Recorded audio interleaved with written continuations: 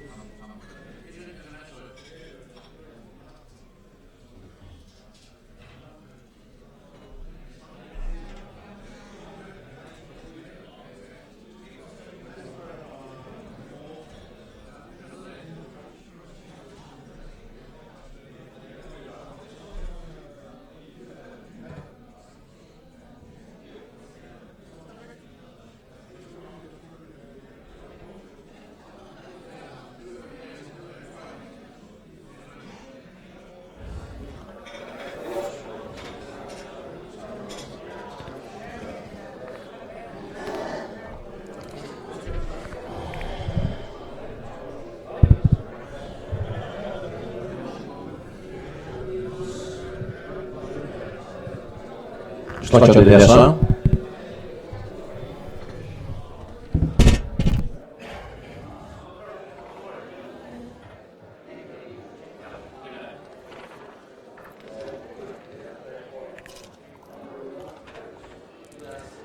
Ja,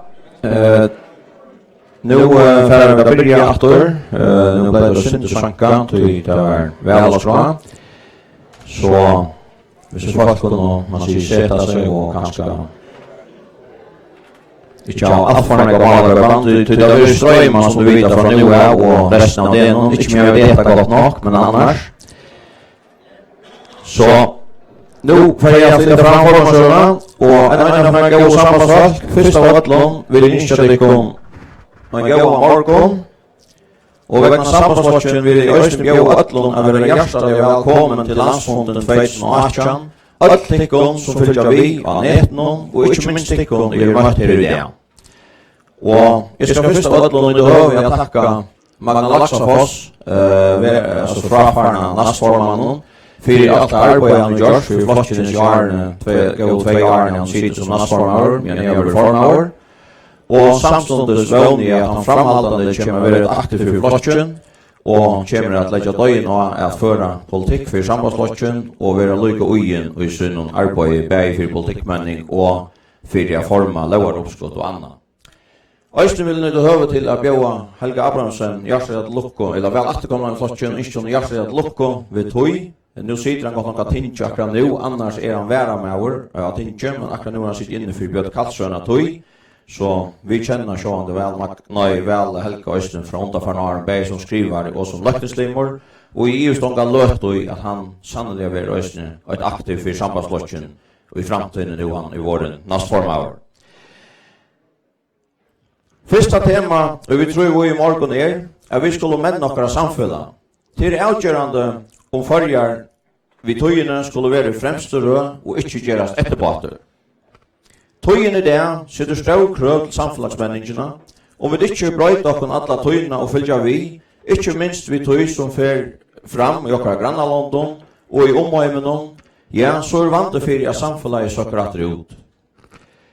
Tøy avgjørende nøyot at vi leier okken til nødjar avbjørnger. Det er jo ikke vel i forrige søgneste årene. Alt er jo ikke vi, og det feknas vi sjølvand jo. De fleste men några samt at førjar et av hansens beste London, at okkara folk donaligt og framskykt, og at vi har sera størst tilfønge at roe i vår. Spurningen skulle vi gjøre som vi alltid har gjort, og bare få det samme og så la søkke at det ut? Etla skulle vi hoksa nytt og brøyta for å få et bedre og kappinga for samfunnet, her i alle føringar vinnare. Vi skulle sjálvand hugsa nytt, fjellbrøyt og størst. Ny hugsan og brøytingar likelen til en betre framtøy, her i alt kunne trøyvast og i okkara fantastiska landet.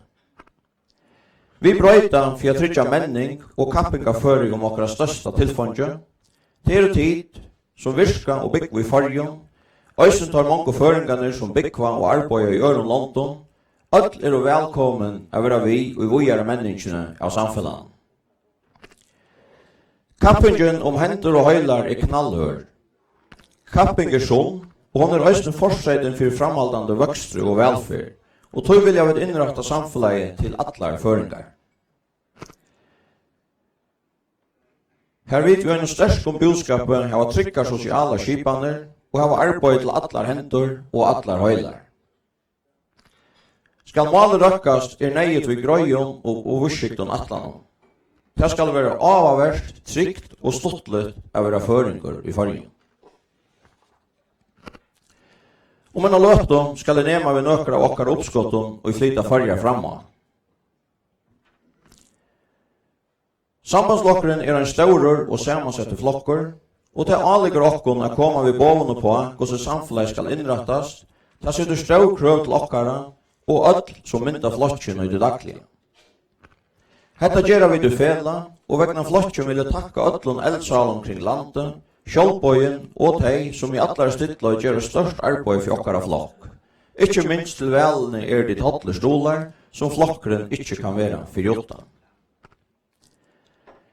Velgerafelløyene en ekkelig tøyande parster av arbeid omkring landet for å menna og gjøre politikken til sambandslokkjen livande utemiddelom folk. Tid okkara båberar og tykkara innsatser hever sera størst videre. Okkara flokkor hever en sera sterk og virkna tingmanning. Hette røynt og virkjum folk, og i teka seg av daglige politiske arbeidene, og syrja fyrir av politisk urslit sprias bort ur fyrir sambandslokkjen. Fyrst og fremst det til å velgjere sambandslokkjens og gjøre alla månen, tid halda fast om sambandsvirene og sosialliberale grunntoksjonene, utan tikkara trofeste og avtrøytande vilja, ja, så vær ønskjum flokkor.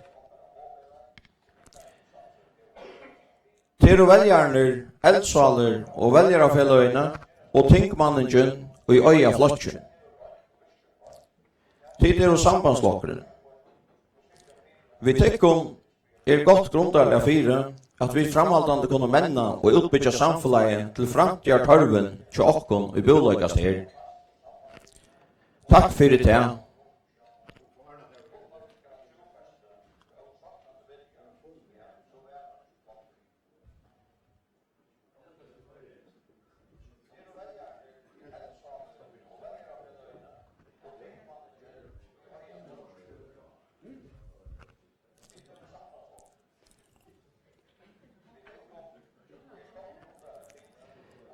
Nu de tekniska ræpjongar skilja lennom.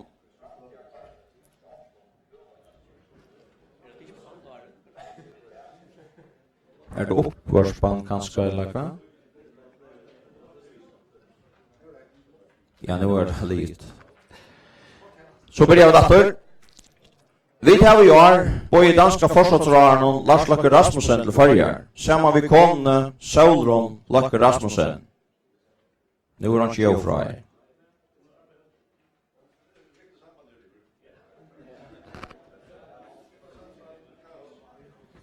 Prøv å slått det tekniske utgjørende som her oppstående. Det ikke noe av det å gjøre.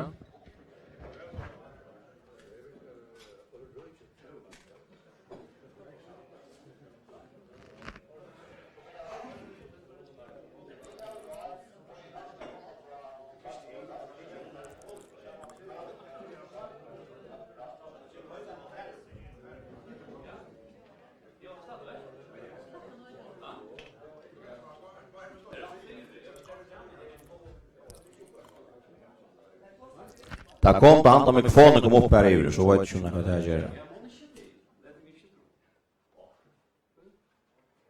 Ja, men for jeg snart 20 ganger 20 sekunder da han kom. Men det var ikke lov fra her, da.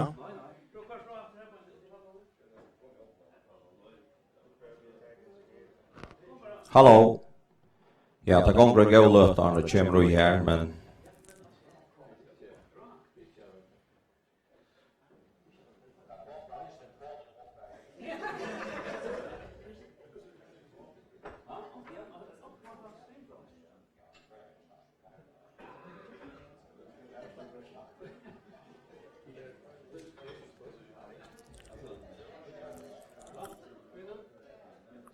Hallo.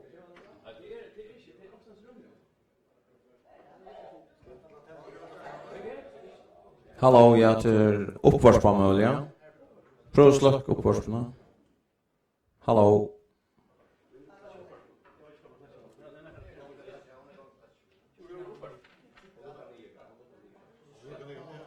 Hon är färdig, hon är färdig.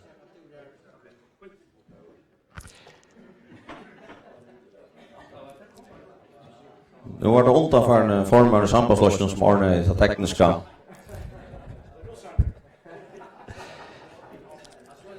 Ja. Vi tar i år både danska forsvarsråden Lars Løkke Rasmussen til Førjar sammen med konene Søren Løkke Rasmussen. Jeg vil i hesson sambandet innskja Tøymon Bauen hjertelig velkommen til Førjar og landsfond til sambandsløsning.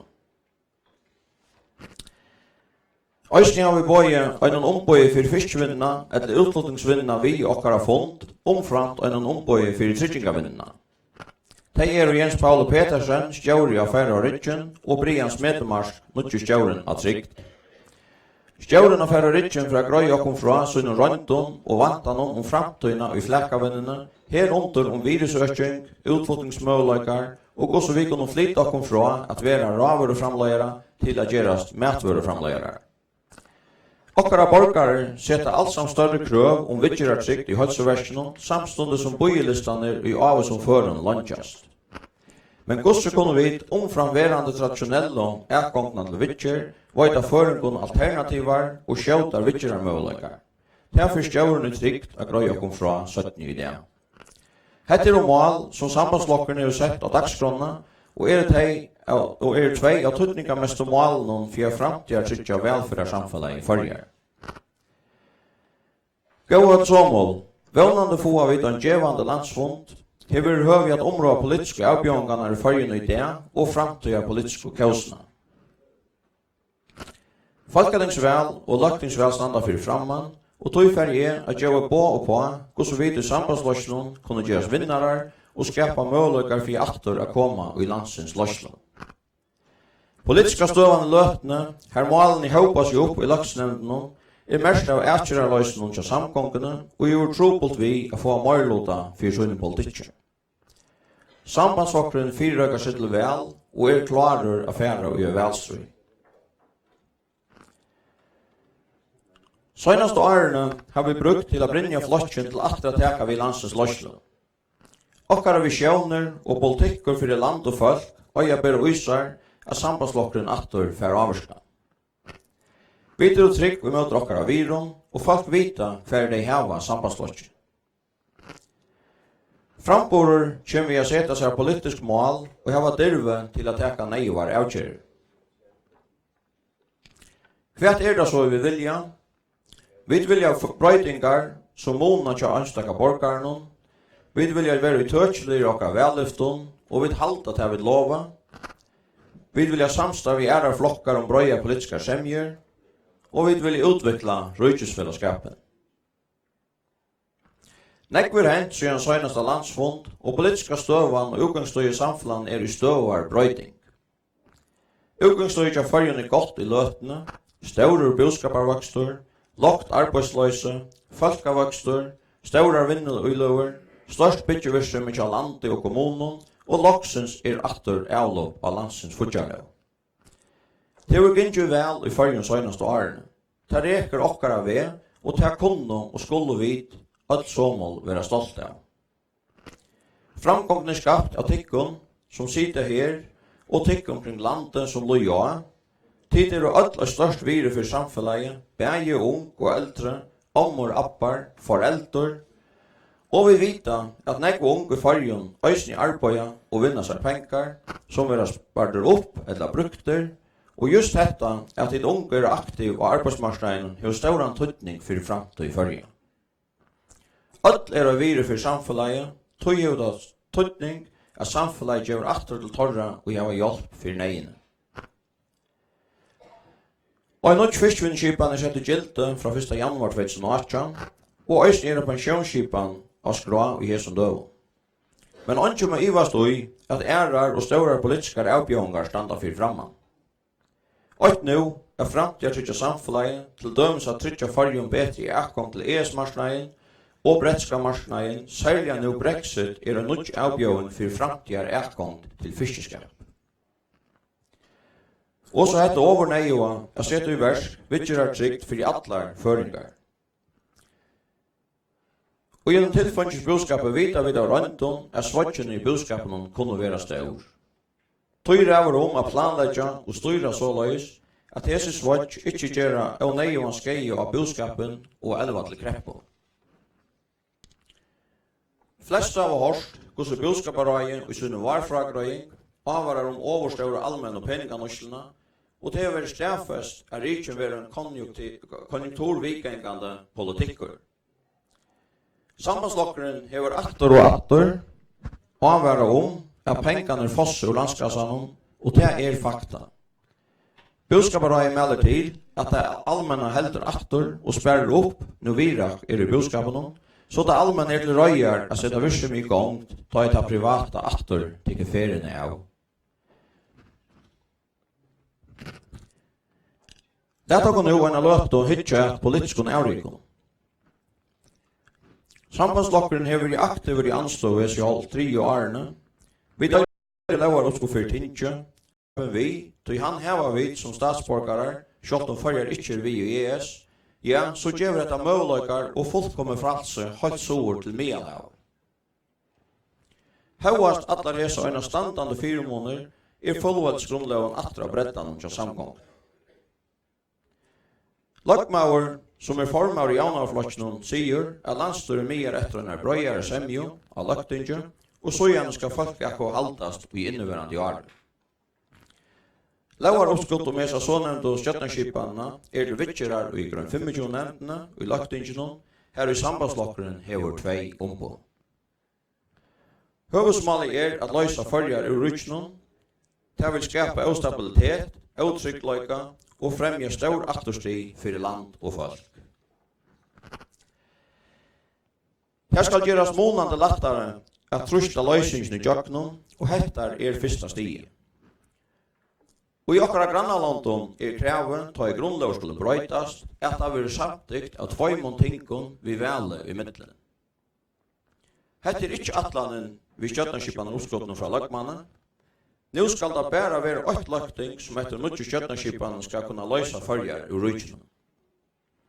Hette at undergrava folkere i førjen og sambandslokk for sjølvande ikkje gautekka av fullveldslokkane snøytja løysingene inntjøknen baktidene.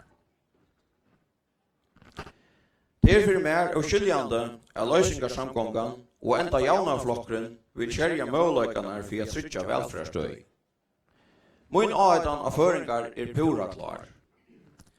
Velger et sambandsompå og i arbeid hardt for å tryggja tøyna og mynna framtøy ta vel at og verer til folketinget. Vi skal på urslit til fremafyrir farjar og føringar. Okkar ompå hava vist verskje at vi skapa negv og gau urslit. Okkara flokkar hauligur, semjesøkjande og samstarvsinnavar. Vi vilja varvøyta og utvikla rutsfraskapen, og vi søkja hos verande folketingsompå gjerra ta øvta. Tøy avgjerande at et ompå for sambandslokken vil valgt av Kristiansborg, så vi får vidskiften i atter og i rattle. Fra fyrsta degi har sambandslokken først fram at sånne skjøttenskipene legger opp til en konfrontasjon og en samanbrest i rujtjen. Det godt for farjar og føringar, fremmer det samanhalt, styrker dette okkon som land og tjau? Nei, hetta fyrir verja spjei okkon, heldre enn a sauna okkon, så som formaren i jaunaflotsjonen annars legger opp til i nødjarsrøvesøyne. Nekvever gjørs borsru tolkingene til dansk og myndelaikon. Atter og atter vil sagt at Lars Løkke Rasmussen har godkjent nødje utgavene av skjøttenskipan. Det en sannløyge ved modifikasjonen. Tolkingen gonger stotten ute på at skjøttenskipanen virer grunnlovene som hakst og rattarkjeldo i fargen. Men i lagtingene sier Tjauvalde at skjøttenskipanen efsta lov. Det tolkingen til Tjauvalde og vevnande av atfinnet vi. Ta har vi långt konfrontationerna mellan Føroyar og Danmark. Vel einfalt, annarkvart man innanför felagsgrundlåna og vi i Rydsfellesskapen, eller man utanför felagsgrundlåna og ute i Rydsfellesskapen. Her måste du välja hva du vill för dig själva, för framtiden och tär, till bötnen och torra bötnen. Hetta verður ett allvarsligt vel som får tøytning för te och till ettkommare i alla framtid. Føroyar ett lite land og utan Rydsfellesskapen Danmark øysen et lite land i heimsøpe. Og ønsken vi at i okkara fellesskapet standa öll tre landene sterskare.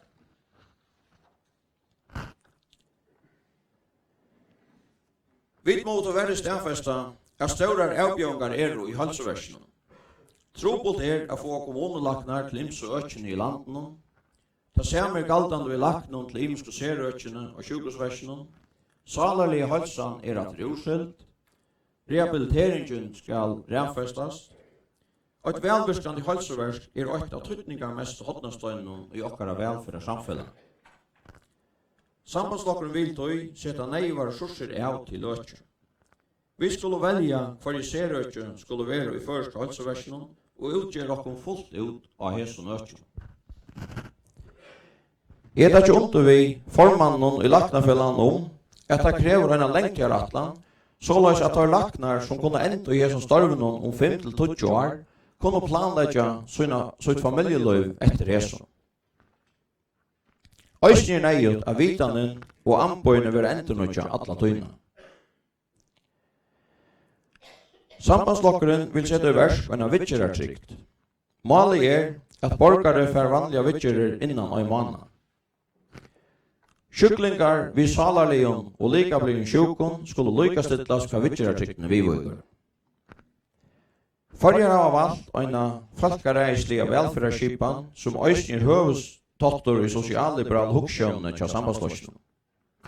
Öll av kom til allmennar tjenester som til døme skola, halseverk og almannaverk, utan mot til inntøkken og støv og annars. Enn tån etter å gjøre halsøkene.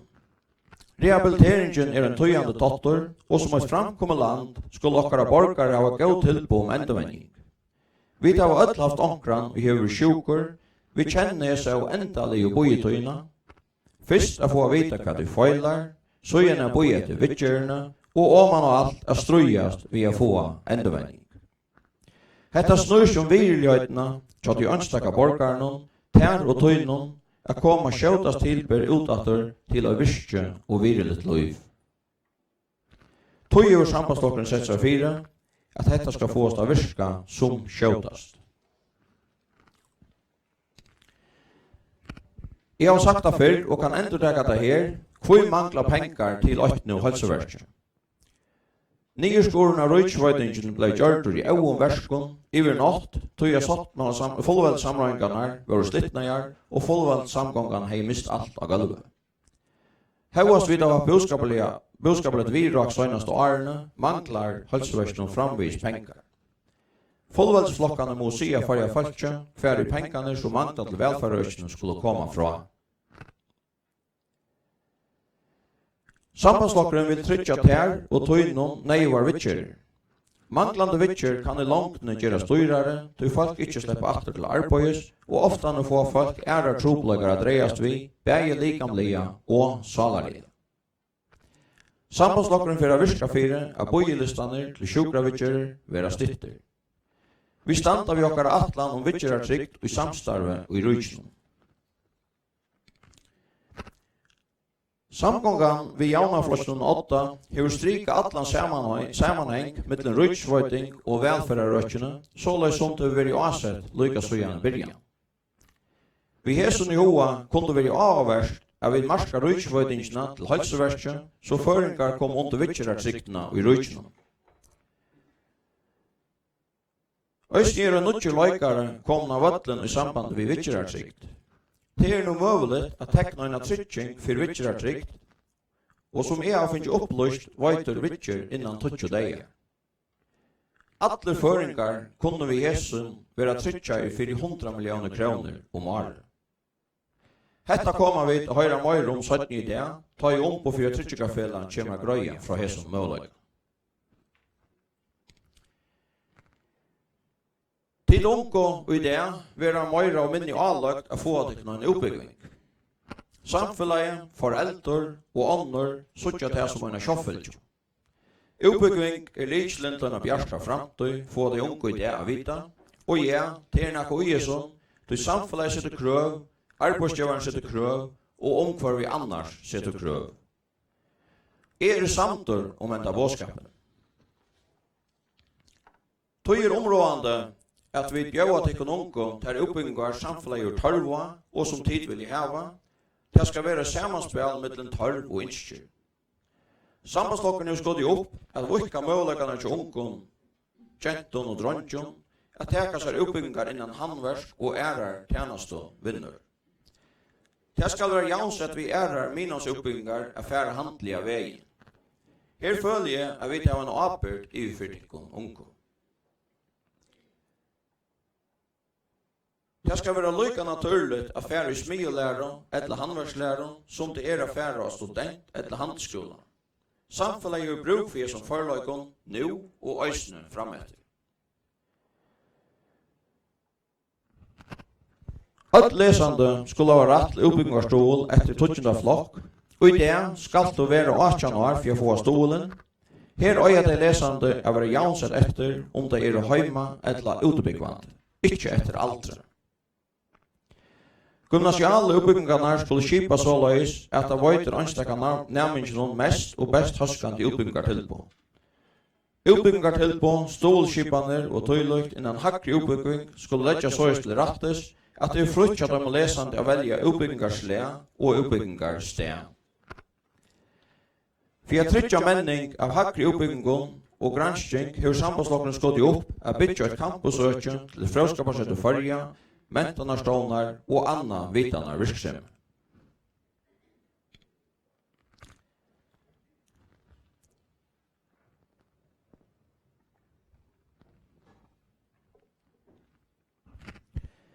Vi må stedfesta at tradisjonella utviklingsvinnan har haft avbjørngar at tillega seg alt kjøkjerne.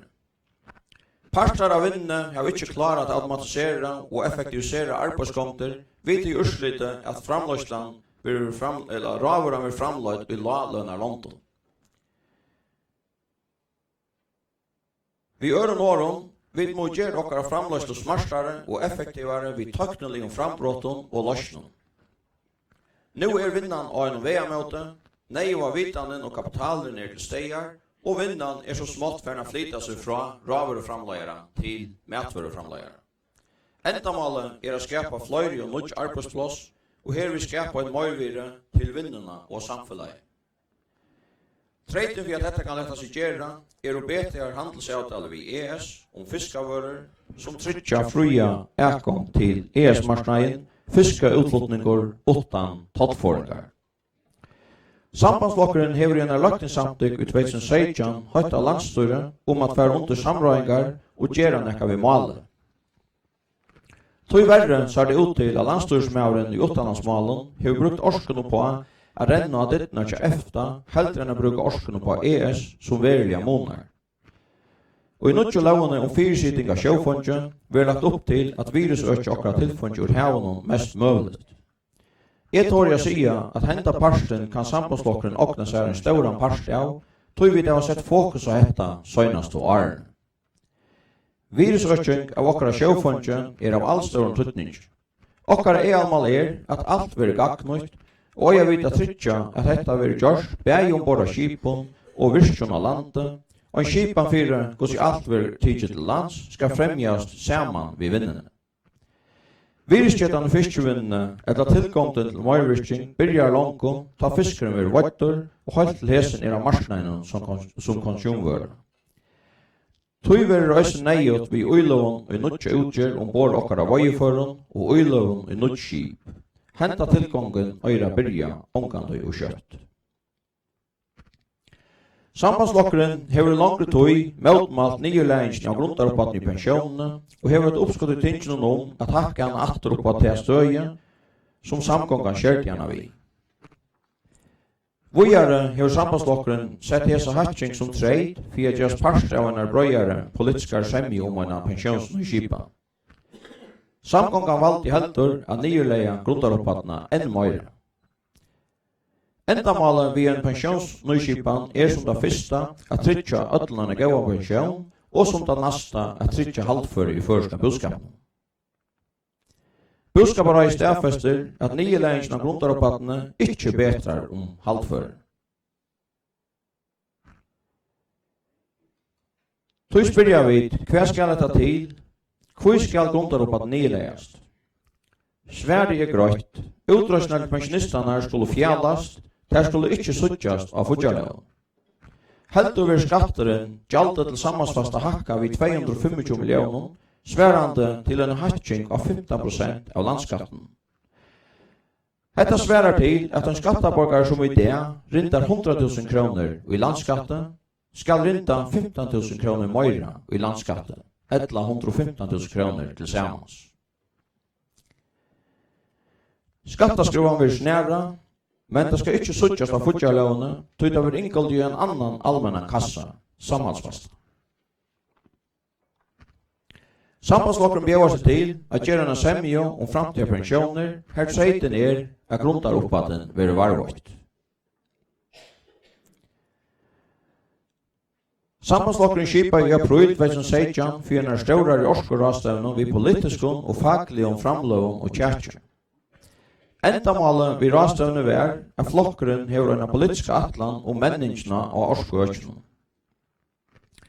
Sambandsflokkeren hever nemlig nekrar utøkjelige løsner at vise av, løsner som begge realistiske og ambitiøse, og som verilig kunne forske okken av grønne kausene fra olje til værende orsko. Hiertil bare gjørte omkring til vildelige orsko-løsner til å forske okken av mål ved grønne kausene. Talan om politisk tiltak og karmar, måneder så lyte, at de alls ikke ber om mål i 2030 såløsner som lagt vil opp til. Hesa metingar om at det i fargen vil av gjørlet at nå av mål i 2030 flere altkjøa serfringar samtidig om. Vi øya til at gjøre alt vi kunne for å nå hese mål. Sambandsflokkeren har tog lagt oppskott for tinget om at arbeidet ved en liberalisering av elårskeøkene i fargen. Her rundt vil å få brøya politiske undertøk og fire, at flere måneder av tiltøk og bygnabrøydingar kunne settes i versk, for at verilig gongt kan settes av at mennene årskeøk i fargen, og såleis av et kjøtt og trygt kunne forske okken fra olje til værende årsko. Takknelige mennesken som vil risa låpen ned av vei kring Atlanheim, og som øysene vit en pastor av, setter større krøv til okken og skapar nødja møleikar for føringar og i alt kjøva gjerr.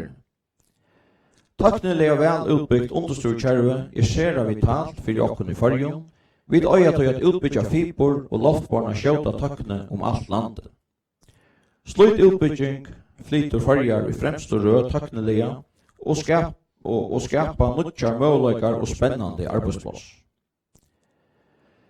Ellingen stendte for mer enn helmingen av okkar utfordninger, og har gongt å være nærmest eventyrlig. Vi skulle trykke at Ellingen framhaldande være en av okkar vinnelige livsakron, vi skynsommen avhaldande dagføringen, vi framløslemenning og helse- og omkvarsvern for jeia. Større smålt og en utsetting kommer å være godt for sjukefyrbyggjan, omframt at gjør okken for at alle større mångder, til tøyene sjøvnen vil månande stitt til tøko. Vi skulle avhaldande skapa gaua karmar for bægi landdeling og skjeggvæling. Pelagiska vinnan hever øysne fram staurar og mennande verskattane i søgnaste årene, og skulle etjast til at gjøre framløslene enn meira vireskapande. Her vil jeg vi trykke gauar avtaler om marknaverakkom, til likelen til at vi kunne få marverskan framta her av landet. Vi må også trykke og ha som krev at all okkara rattende vil være vøyt og fullt gagnøyt. All okkara fiskerattende skulle vøyast, bægi og nær og fjær løyen. Strategien for feravinna som ble framt og sett i versk under søgnaste samkongo hever etnast sera vel, forvel vil onko være vi, og farger sett og hamskarste i stauran stil, så han hentan for å bakkaslotje. Det frøas vi og øysne at han atlan nu sett i versk innlendes menning av ferravinnene, og her som teka vi fullt under vi. Nekk nødj og spennande størver skapt, og framvegis det store møguleikar, bæju i gistingarvinno, matstovinno, ferrafolkaflotnings- og opplivingarvinno, flåvinno, og ørum privatum, bjóarum av tjenast og veitingu. Vi er så nødja vinnlige bøynene, søgnast og 4 årene, og i kommande åren vera fløyre, og frøas vi at nu øysene vera framtal hotellbyggingar, for at vera førfyrir at teka imot vantande eller vantaja vaksande ferrafkatellen. Her det møguleikar at folk bæju i bygd og boi kunne skapa seg vinnemøguleikar og vi virka til avhaldande menneskene. Vi vilja gjøre okkara part for at karmaner til hesa vinnu øysene optimale.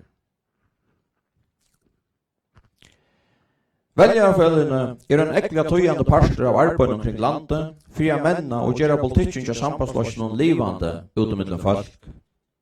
Til store måneder og hvordan virken federen gjør, nøkker altså ikke virken, men nøkker meira og minne virken. Nøkker av høves endamalen til veljarfølgene å skipa for politisk virksomhet og opplysning, og ikke minst at rekruttere velgerne. Henta konten vi vantande virksomhet i veljarfølgene har steg på i flere år. Et av mine målen som formar å få federen mer virken, og det kan stedfestas at det misjant hos hjertar hever heppnast. Tøyen kommen her vid øye at vidgjera byggnaderbrøytingar i flottsjonen kunne vi virka til at flokkaren gjerst meira virken og skjønnligere ut i økjonen, ikke bare oppmuntra vel, men øysene mittlen velene. Vanlige limafondner lokk ikke folk av fond, men evne vidkommande møta folk. Det så vi ta et nu veljarfella sambandslåksens og i Sorstrømme skipa for en større tiltakje i januarmanna i år. Det var en allmenn politisk kjærfonder atla og stjøttanskipan. Undertøkka var størtlenda fonden, og takk til tikkon som skipa av 4, og var vitla var spaljøs og hetta for sambandslåksen og fram til farja tøtningamikla mål.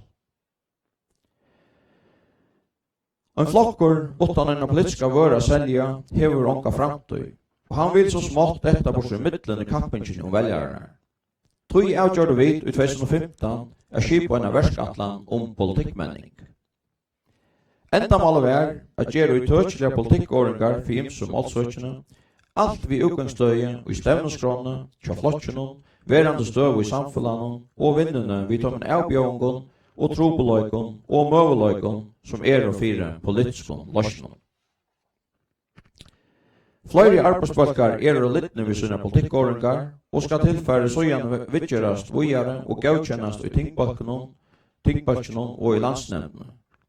Politikkåringarna en part av grundalanen å gjøre velskra, føre velstrøy og føre politikk og gjøre samkong. Politikkåringarna skulle brukast til verande og nødt velevne, nekka som vi etterlyst til kvart vel, men som nu loksins ser ut til å gjørast verløy. Stora takk til dere alle som har lagt orsk og tøy i et arbeid. Urslitet fra hesson verskatlanar arbeidene til sambandsløsjonen nå kom så mykje aløyes at færre vil rundt å lette ut allmenn politikkåringar for flere av målsøkene. Hetta ver størst i arbeidene å kunne velgjerne hva flokkere mer i tørsla stendt 4 i sinne politikker. Folk skulle vite hva de har sambandsløsjonen. Det i middelen velene at sambandslokkeren skal vinne kommande laktinsvel og folketingsvel, og ikke best 4 til 6 viker av en veldag. Flokkeren arbeider vi av menn av politikken, virker konstruktive politiske arbeidene, og annars være til røyer til å kommande vel.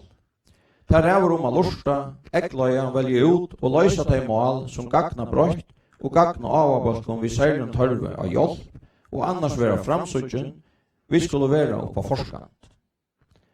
Vi har sett oss spørningen hva tørvar ungdommen, hva tørvar familien og hva tørvar til de eldre. Ungdommer som får under lesna har tørvar gauen stolsmølaken og trykken bostadvidskiften. Familien av tørvar trykken karmen til bøttene og stabilen fotjavvidskiften. De eldre har tørv av fortjarlige tryggum karmon, gauare og fyrirbyrjande halsovitjer og røkt. Sambandsflokkeren fyrirøkar seg til kommande lagtingsvel og folketingsvel og til røyjar affæra og gjør et velstry. Gau sambandsfolk. Fremsta målet av sambandsløsningen vil alltid være at føringar atler truvast i okkara fantastiska lande. At tjauer mennesk ute i heima vid møveleikon, spennande avbjørngon og fyrdagsemme og skapar framgång og vakstur for jødl. At det skal løysa seg at gjøre en innsats, at vinneløy vil la futja velferna og i ødla av jambjøs kom til, at vi lofta og hjelpa vøykom balkon i samfellanon, at samstarv i rusfraskapen en lykje til godt samstarv, menning for jødl og økta felags velferd, føringar av kom til det besta ur tveim og London, ja enda trimon som til samans heimsins smørrål. Så mange var årene, og vi som legger opp til politisk åraskifte, framhaldande gauan landsfond og såmål. Takk for det.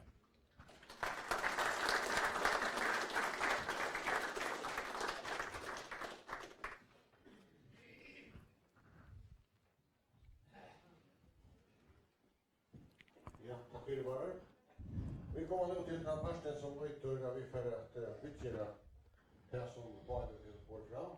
Vi runt var det sitter över som var att sånglast och vi för oss att ändå kan det svårt att säga att jag skriver några ämne nio som bara kommer nå.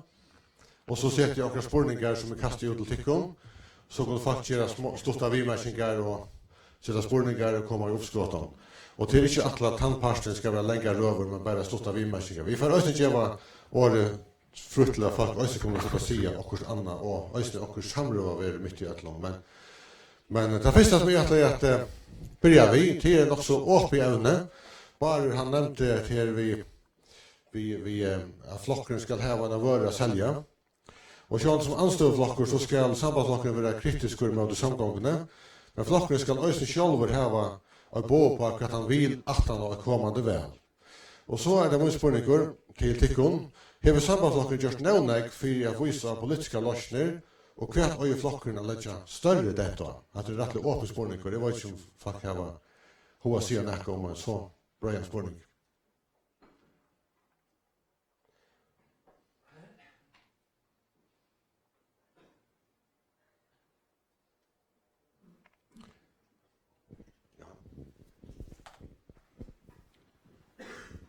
Jag vet inte sambandsflokken er så bange for jeg sier nok. Det er en jail alt.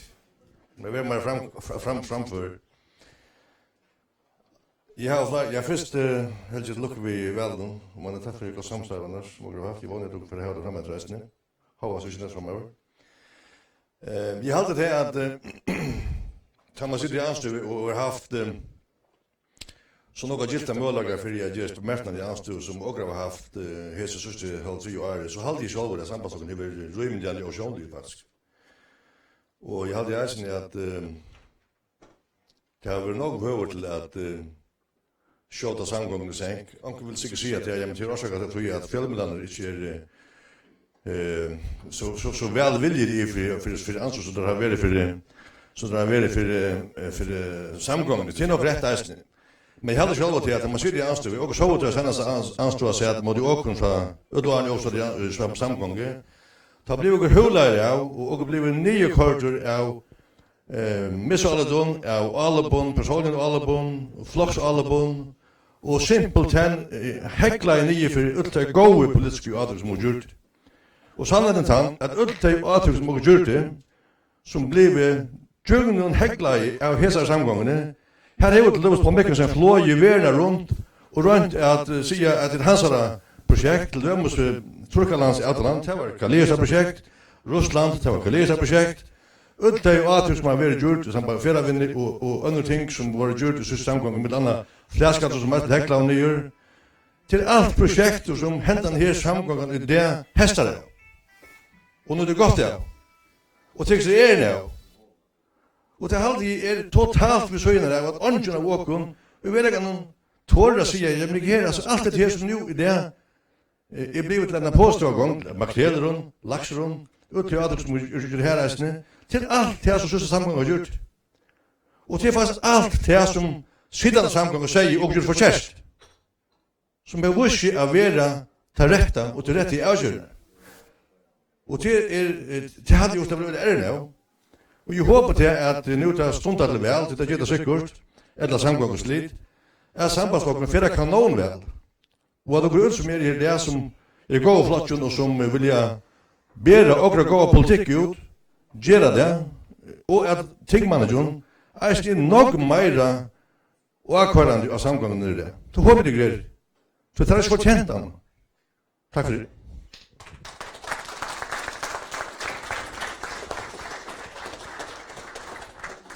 Ja, det var ikke om hvordan vi da kritiserer, men min spørning er ikke til Østene, gjør vi nevnt for å vise hva vi vilja fram etter.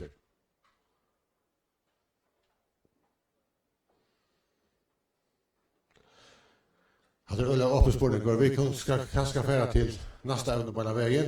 Ja, det her var det vi, Bersikvist.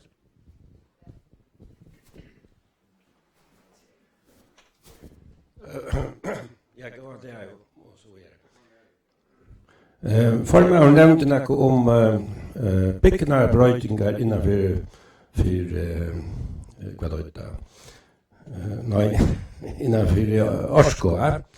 Och det kunde gott om man finns vita sin mer om. Jag hade att det ska är lagt upp för lagt in så vi kör det nu i tog. Det kunde gott om man vita något om. Ja, bara han för att tacka som han omtar i Vitter Leo så att han noterar nog andra spårning 29 så kommer vi tacka men annars är det också ösnäka som jag spyr om Lusen Sattnis ner. Jag hade vi färra till nästa ämne det är inte så reellt som jag vill ta sig om så bra. Så då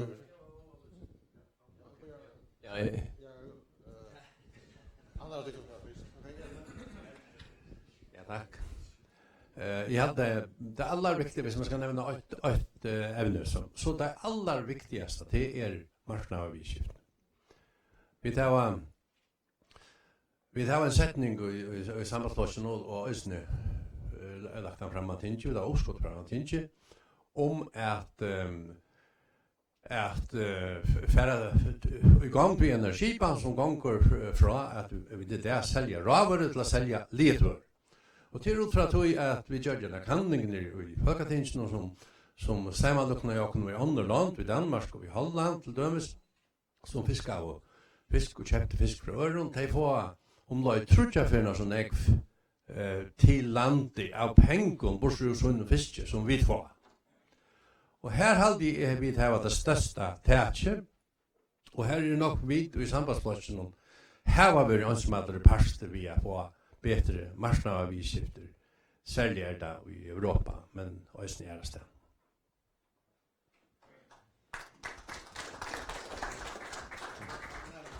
Ja, det är också något vi som är nämnde vi till och menning och budskapliga människan har rättla stor som bara till dig detta. Och det som skulle vara center det är att vi blottar någon kontra och budskapar växter. Lötande framlägga vid Meira, skapar ju Meira virus i förrjun än det andra ger vid Danmark, tals jag har budskapar tull och hackren herrarna. Så budskapar jag står i förrjun är faktiskt hackren i Danmark. Och tog också med till vi blottar någon att vi hava vi hade inte vi kunde rättvisare som liberalister att du vill ju att vi skulle mottaka pengar ur en parti av rujtnon och geva ett land som är rikare än han som gevar. Per också om att det är att skulle vi bli vi att bygga och med en grundvärld och att vi får mottaka pengar ur Danmark framöver eller skulle vi tåra att sätta namn och att vi har en högre budskap än Danmark skyldo till att vi kvar för att ta arbete av till budskapar som är i våra egna landet och som är nämnde här är det stor potentialer som vi kunde köra vidare vid.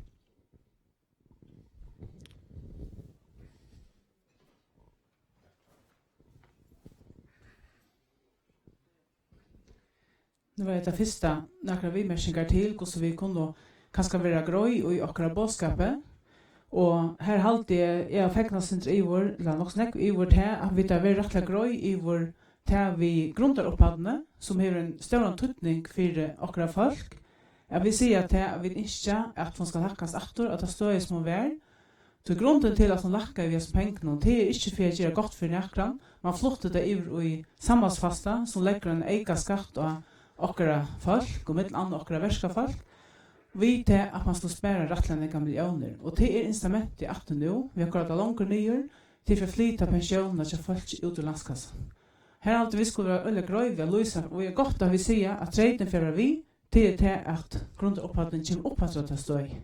Det er akkurat folk fortjent, og jeg alltid vi skulle være øyne grøy som tingmanning, at lyset hva godt vi får oss ur av være en fellesskap.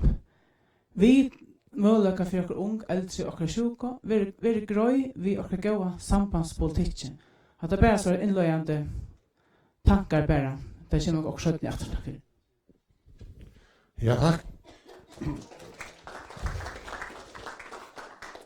Hatta løy på til neste spørningen, og til sånn at det er en pensjonsnøyskipende gongt, og sjående røyne samgångene få en brøya semjo, til at det er ganske riktig at få en semjo hele tidsen. Spørningen som er så til tikkere, øyer sambandslokkeren at være vi en brøya semjo, og hva skal minsta treite være for at sier vi til lører vi. Hva sier sambandslokkeren det?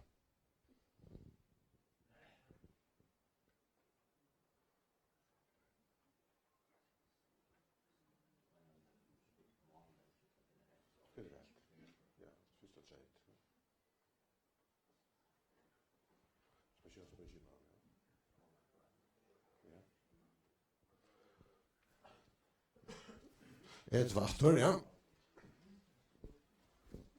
Kan nu være det en konkret spurning om akkurat det som jeg enda er vi. Jeg fyllte sin via søylinjene hvert og i hentan nøyskipan, pensjonsnøyskipan, lukka som gonger ut på. Og sjåan det vil ha sagt, og i hvert fall nok godt fyrspurninger som bare kom vi, om at vi halvfører budskapen.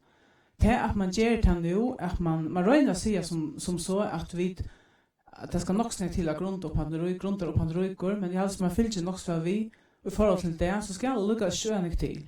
Og jeg var bare akkurat formere nok snakke i AS ned, hvordan snakke peninger skal man så flyta ur landskassan det, ut tom, og kalla det for gjørst annet. Man skal inn og køyre sammansfaste opp vi flere prosenten fra vinnene og flere fra de arbeidende folkene hvis man skal få et hengt sammen. Og det er fire å få en rettelig større klump av penger ut ur landskassan.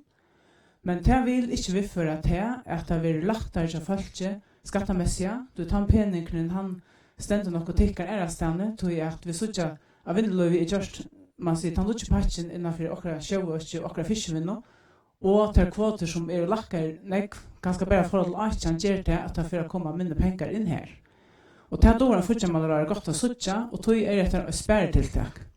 Og det er alltid veldig viktig at vi som minsta krav halda fast vi at folk er opparbeidsar en grundopphatt og nekvar, og at de betyr utrolig nekv for nekvfolk, mer enn man gjør seg færre.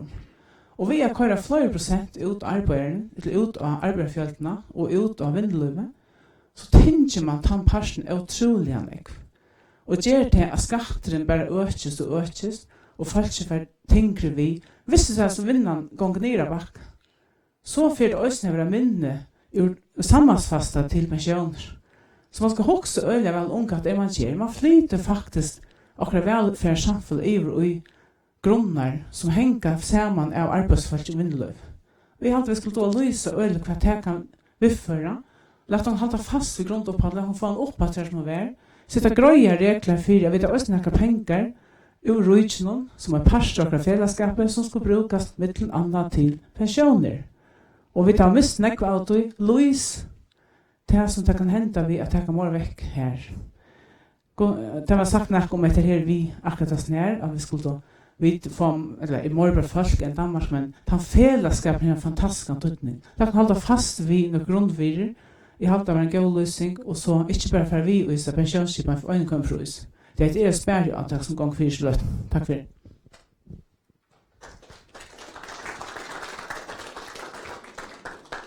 Men hvert er gale vi tror at man minkar grundopphattene hvis folk lugger etter. Kanskje synes provokerende spørninger, men det er for folk i gang. Fidusen vid grunduppfattningen av min gärna att så kan du flyta iver och i jölden. Det vill säga att så tek du in i askkassan och så fast du hacka alstjalt. Och så bidlar man sig in att landskassan släpper från att betala.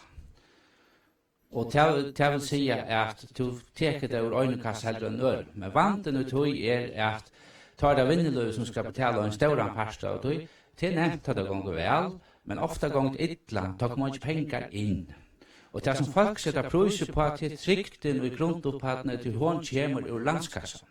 Och så hitt stortliga, det är fullt för det som atlas är flida landen, det får sammanfasta vi. Men hela som sitter efter, de skulle betala bort till hela som flida landen. Det vill säga att för dosen och några år flida landen och få danska pension och för ska sammanfasta så och det är en eja folk för att flytta. Alltså tingene hänger skärman, det vita det gott och det tog jaunarflocken för runt agiterar vi pensionsnøyskipan skulle rädda oss i 2008-2004 alltid det var. Jo, vi får mer pension i 2020, säger Axel. Hvor tar tåret seg snakke om det? Det tingene henger skjem. Og tar vite det godt.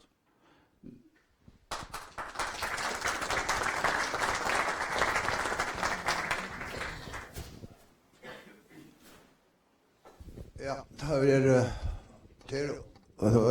det är så finns det folkpension. Asbjørn under stikker ut det. Men oss mundrar med oss til at jeg har begge sambandstingmannen, formannen og tingfolk og sånne i hånd. Et år som er nekk brukt til å snakke om folkepensjon. Det er halt for landskassans. Jeg har det unge ærestand nevnt om halt for landskassan utan at det snakke om pensjon. Altså, det så bare pensjonistene som skulle sørge at vi halt for landskassans? Det lever noe sånn. Og det andre er, grunnen oppfattet, hun betalt av pensjonisten. Og hun vil betalt. Hatta gjaldt som vil betalt inn, øyne fra tre. Hatta gjaldt som betalt inn, hatta betala vid en. Til stryka, men det er omgatt i avtryk. Det er bare større bort. Så grundar uppfattna oja vi bygger sjåmarna, og et andre er sammansfaste. Det er ikke folkepensjon. Og kvena minne kring hvertfjalt.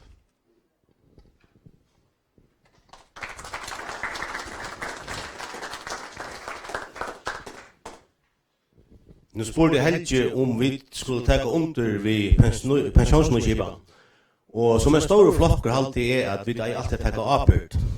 Men i hessen føren, så møter jeg at sambandsfolk skal heldig røyna å komme i landsens skjøtt og koppa sidande styre, det vi tar en minneluda skjøtt. Vi tar, jeg spurte bare akkurat nå, vi tar lagt 5 oppskudd som ligger i tingene som er avgrøtt. Samgangen er ikke arbeidsfør. Hvis vi får inn og hjelper heimen nå i en pensjonsnøyskipa, hva får vi at det fyr?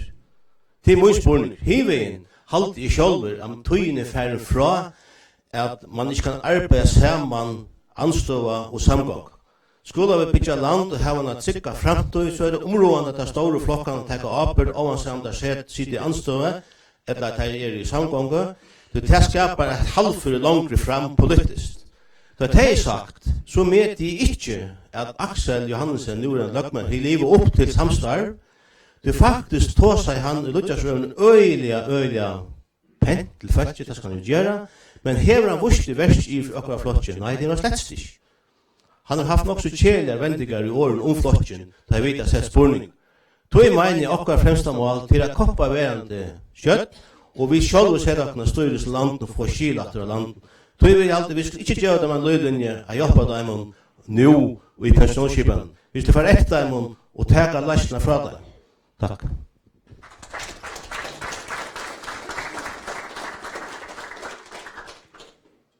Var det grannar som måtte si noe om hattevne? Bare nevnte at det vi vidtjer trygt, og sambandslokkerne hever også en arbeid når vi tog malen, og Kelly, jeg var ikke tror jeg kunne komme opp her, så kunne vi lykke, kunne spørs til løsning om at her oppskottet.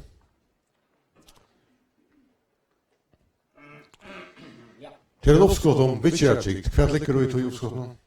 Ja, så det som fänger mig in och det var ta i och Lars hade ju hemstående som och tog sig om behandlingsgaranti som vi känner där nere ifrån. Och hvis det minnas så var Lars arkitekten 18 behandlingsgaranti i Danmark. Og det nekvar imiska røntgengjører av men alt i alt ser det ut til tar man har gjort justeringer så det en fantastisk mulighet til mennesker som på en eller annen måte blir sjuk, få pyne og skulle leva lunge ved pyne, at de ikke sitter hjemme, ensabød glemt, og ikke få en utgreining, og ikke få en vidger.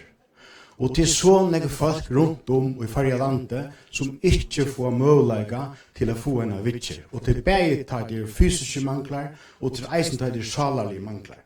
Og vi kunne ikke som sambandslokker bare sakke atrut og rusfraskatten, for at det en lokalt, det en selvfølge at vi eier at være parter av det danske behandlingsgarantien. At vi har så med muligheter at gjøres frisk, har så med muligheter at kunne få arbeidsfør i atter. Så at jeg tykker at dette målet og vidtjørertrykt en ordentlig vinneranmål opp til et vel, og bare til det som vi har haft framme bare til dømes at gjøre fullt utnyttelse av skannerne i sjåken, som kostar 8-20 millioner.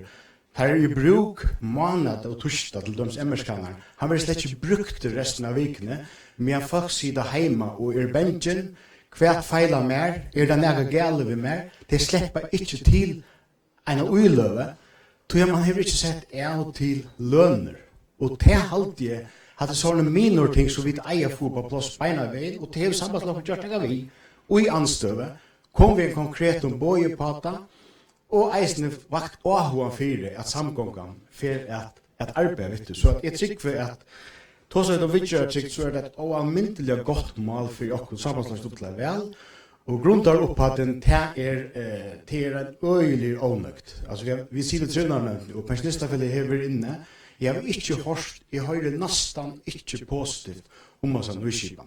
Hette bare råkningen som er flott nå. For av nye skolen det inn i 1000 kroner inn, ja. Av nye skolen fest 2 tar flott for nek ut av Hinduksøyene, hun omlai 600 millioner nå, og til det som fullveldt samgången nå skal tippa til hålet, og til en råkning som skal skrivas ut til pensjonister og alle føringer, og de sier ikke til, de sier bare at få mer, det passer ikke. Nu skal det hålet fyllast som de tog i 2002, og til omlai 600 millioner om året, til 360 millioner som det var ta i 2002. Så at jeg bare glad for at bare henne fina formasrøve hver han sier, Johan var en jo at i eisene, at det vokster i det hele, og det som er mest glad for til at det et som minkar og til samgang. Takk for. Men Kelly, nu må jeg lukke spille til en... Ja, takk for det. Nu må jeg spille til en kritiske spurning. Du sier at sambandslokken har i anstøv og gjort noe vitt. Du blir to som bojelister, ta var sambandslokken øyne i anstøv. Men så igjen tar du vel lagt med over 6 år. Hvor framvis lenge bojelister? Ja, det pura rett, men det ikke så at det lenge bojelister i det hele. Slett ikke. Det imiska vitjerer. Det omstans har vi sett å skjøta fram at du følger den Danmark til døms nekker krabbamens vitjerer. Men generelt det så leis at vi har ikke finnet en part av behandlingsgaranti. Du kan si at det okkar skilt som man sitter i samgångar. Det jo så leis at du sitter i samgång. Altså, hvis alt var løst og alt var lest og livet, da det ført i anstød, så pøst man slett at arbeid mer. Du halte at vitjerartiklen stadigvæk et godt mål. Og til minne sjølver helst, at vi sjølver skjøtt i arbeid vet du ta, og vi skapte det oppskottet, og vi fikk ikke mer ut av 4 oppskott. Vi har ikke vært for 4, jeg finner mer ut av 4, men jeg halte absolutt at tøyen byggven til at vi kunne få mer ut av 4, og ta knyta vi også på i det danske behandlingsgarantien. Til at vi færer så ofte nye, til at vi får så med muligheter til at gjøres frisk, eller få å vite hva vi feiler. Og det alltid et godt mål av etter. Vi gjør det sikkert. Det vinner av seg, og det i hvis det ikke vil gjøre et godt utslitt for fløtsen. Takk for det.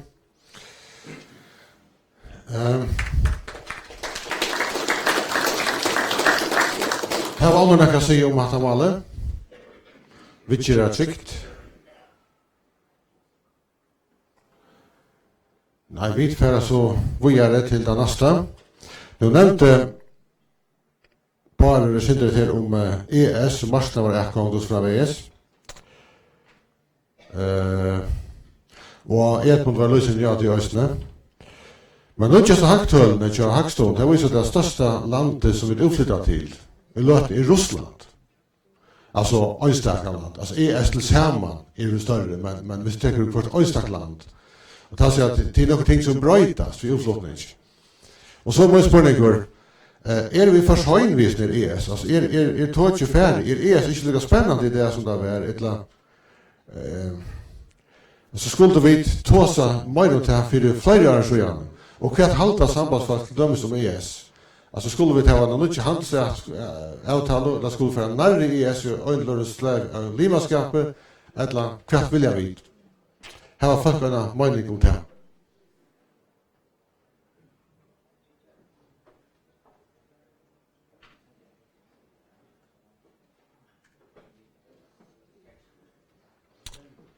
Johan? Ja. Jeg halte til at Åker har en større avprøving, kallte jo, og hun ikke blevet minnig av at onkla for Brexit, eller atlas der forlata Europasamveldet, tog jeg at vi tog så sjåvande på at her en 40% av hevomprøvene som i dag er under ES-regi, og i tarra øtje, og kommer ro i tog. Og det gjør sjåvande i eisen til at Fyrjar må gjøre noe gode etter vi omklandinger, ikke bare om marknaden var ekkongt av sødige produkten, men eisen er ekkongt til herra fiska, til herra fiskerettender, som må gjøre på at en ES-avtale. Hin parten som er ES-avtale og bedre handelssamband, hun er nok ikke så enkel som må gjøre halda, tror jeg at til landen som er i EFTA, som har frihandelsavtale ved ES og ES kjolt, skal være samt om vi utlandsjerer til landen som her er det, om at gjøre bedre handelsadler ved førjar.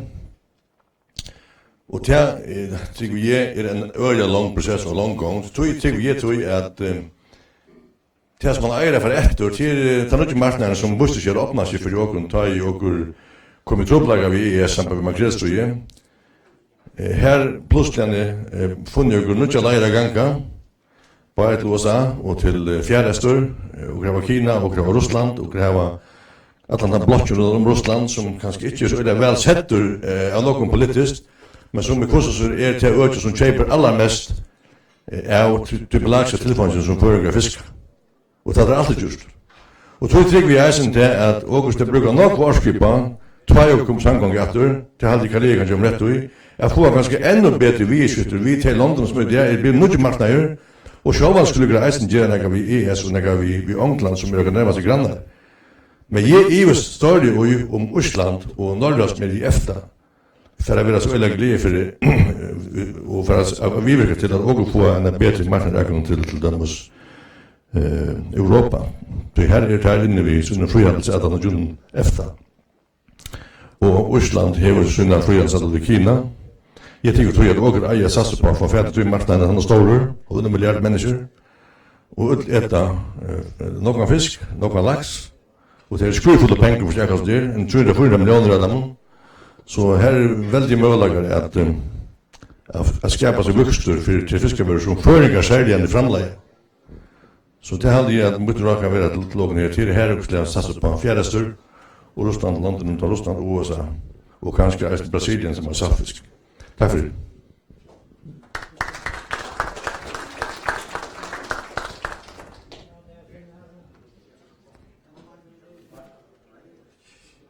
Var det noe annet som skulle til? Nei, vi får et annet evne, og til sånn at et oppskott er lagt for tinge og samband vi til noe vi utfordringsmålager annet gjøre, noe som Edmund har tås om, det vi Kjelljon og så det. Ja, det sørste enn den utfordringer. Og han skal ha en liten framløv, så skulle lykke ikke også klart. Jeg hadde vi takket en liten steg, med at folk for å fylle seg opp i koppen, kaffe, og så hadde vi fram om 30 minutter.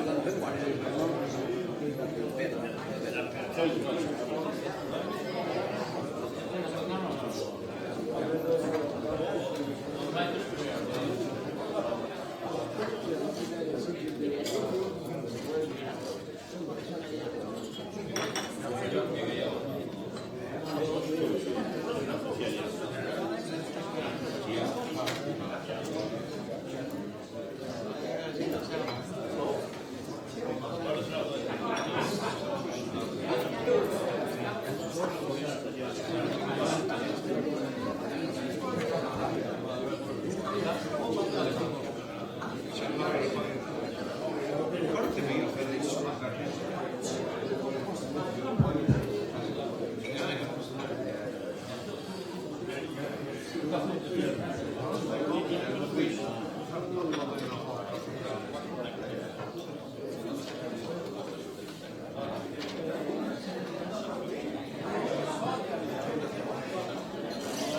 Så börjar vi dator, säger årsnurrare. Sambandsblokken har lagt för tinge nu är den senaste fröst 11 uppskott.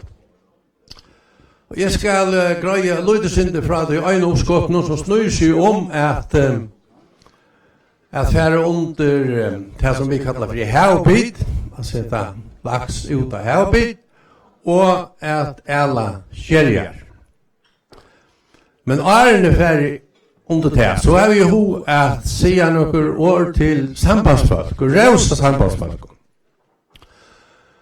Så att vi har alltid vita det och i åkara politiken att rujdsfällskapen till en skipan som hever nakar 4 månader och nakar avansar. Og vi har neg flere 4 måneder enn vi har avansar.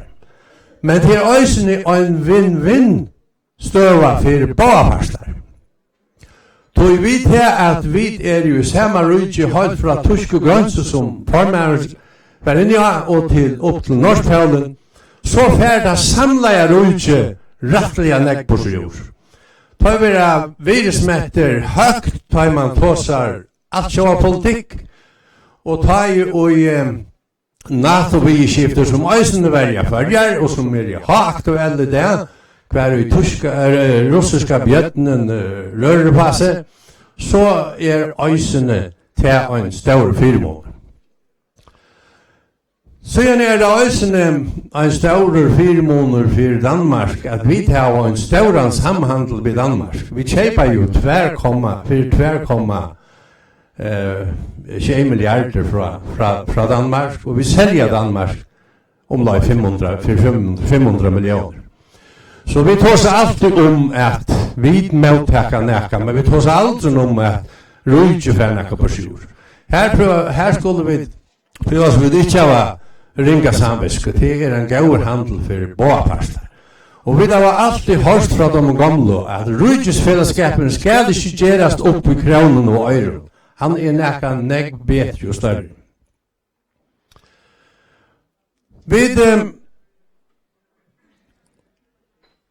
Jeg viser nekra mindre av Kjellig Erling og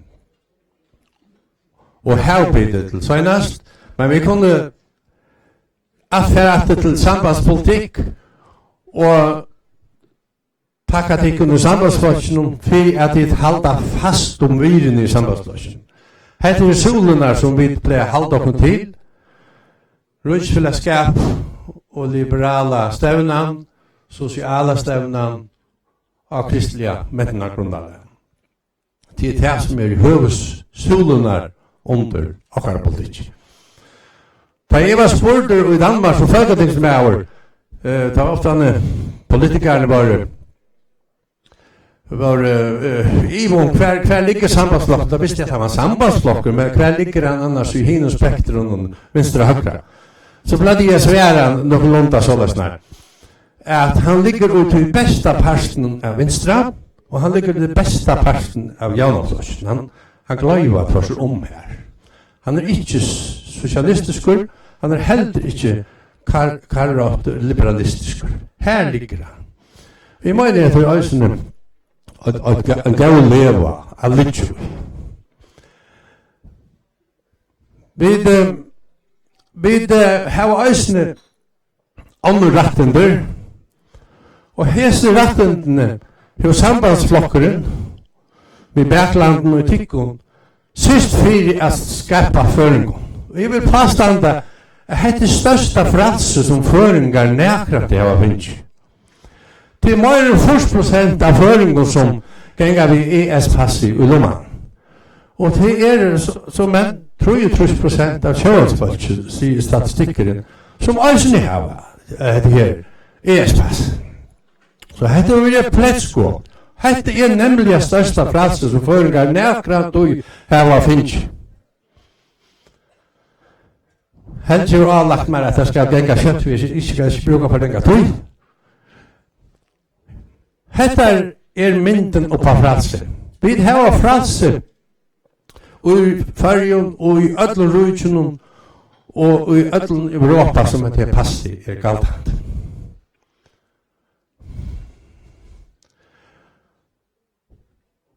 Og jeg vil lukka enda vi a sia Arferd Laksen at vi skord som ta fralsasta samfella og det på fralsasta samfellen i heimna. Og i løtene vi ett av heimon rukast samfellen i heimna. Og vi ja topp 20-listan för folkaræg. Tida sista vi skuld för jag vet. Och så vill jag säga att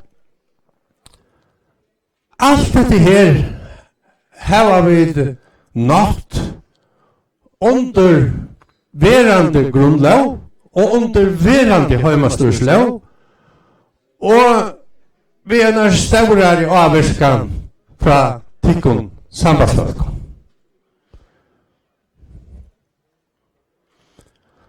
Så får vi givet till Laksen. Sambandslokken hever för öjla värsliga till verska. Vi har uppskott om att sätta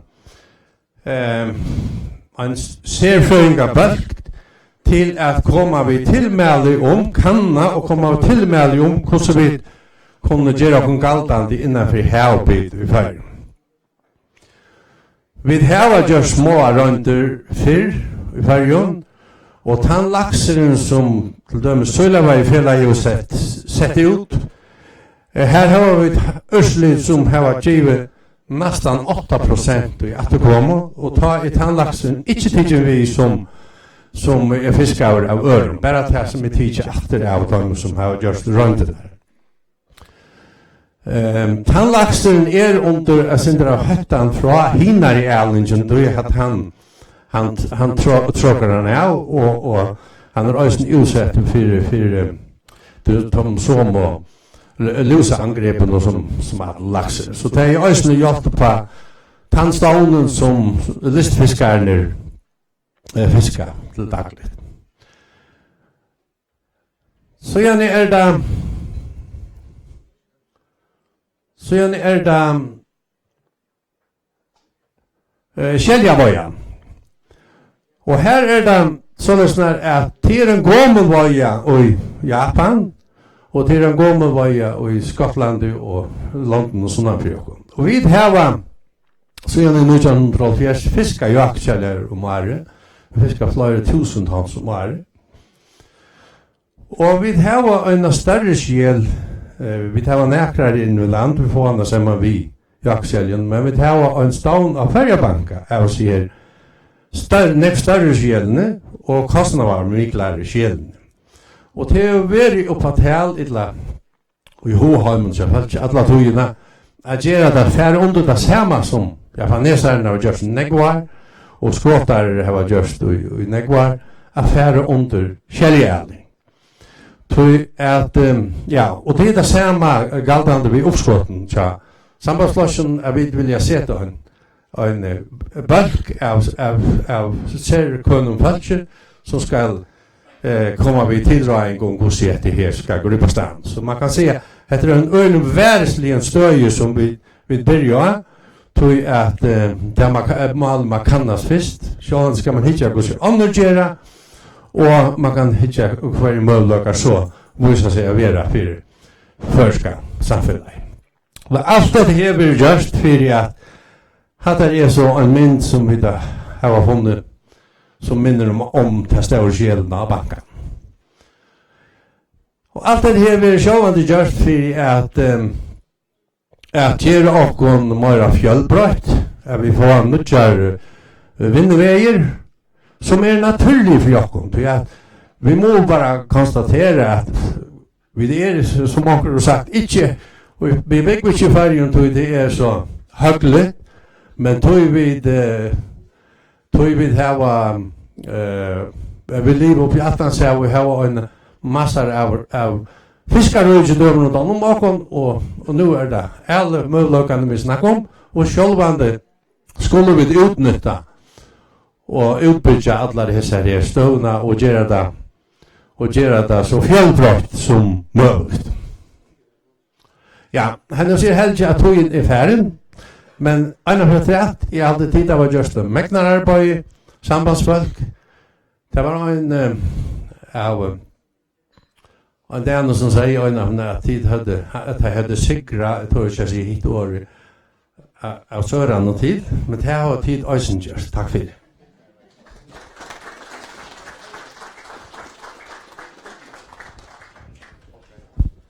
Ja, det var en filmor var till där, oj men ofta alltid att säga så. Låt oss ta han med just nu.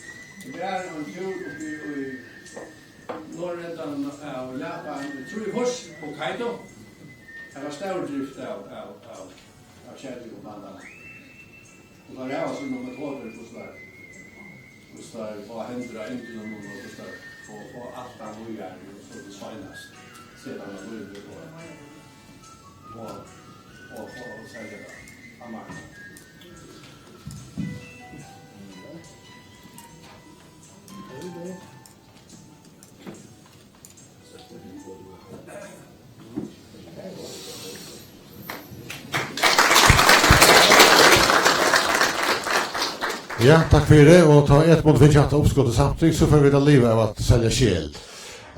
Jag lovar att året också skulle vara frukt hvis folk har också andra säga än det som jag har valt ut så hvis onker har ett land på hjärta som de gärna vill släppa av i så är det nu.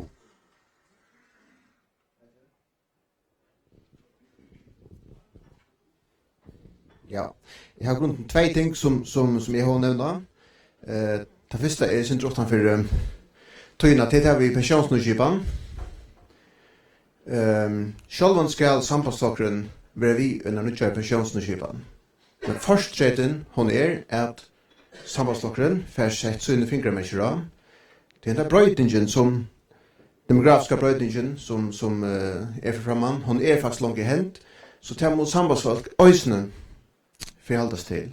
Sjálvan skal sambandsflokkeren være vi, men det krevs at man får sånne avvarskarna sett sånne fingermessere av.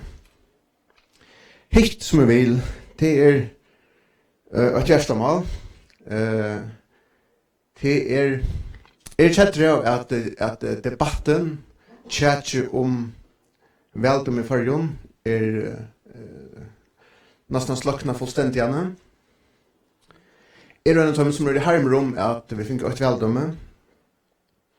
Jeg var bensjen om at nærdemokratiet fikk en støyd. Og jeg har også nekk folk som tar våre vi på det, men det er ikke kjent av hvordan utviklingen for å være. Jeg hadde ikke så ringt av sånn da, for å tale en møte. Jeg ble kjøret over at det skal nok være genga, men jeg hadde nærdemokrati i fargen til det var ringt. Og nå tar vi bare tåser om lokalpolitisk arbeid. Så festet lykkes mye av meg. Man skal tøyma morgenen myndelig vel at være virkjen og lokalpolitisk arbeid. At han er førjere finnes ikke veldom til ordentligene opp at bakke. Og nå tar ikke folk heva gjørsar noksaner at han er at det er et veldom. Så kan man spørst løslen samfunnsløslen.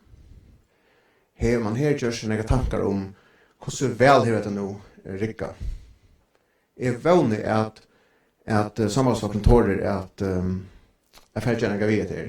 Om det ikke blir lykkende kvelddommer etter, det skiljer vel, men det som man vil på en fire, lokalpolitikker, det er alltid mer verre enn jo, og det stender vi og Vestnar. Så jeg vil gjerne spørre om, her man gjør seg noen tankar, og det skulle ikke undre meg at det er andre øyne som hokser om det selv.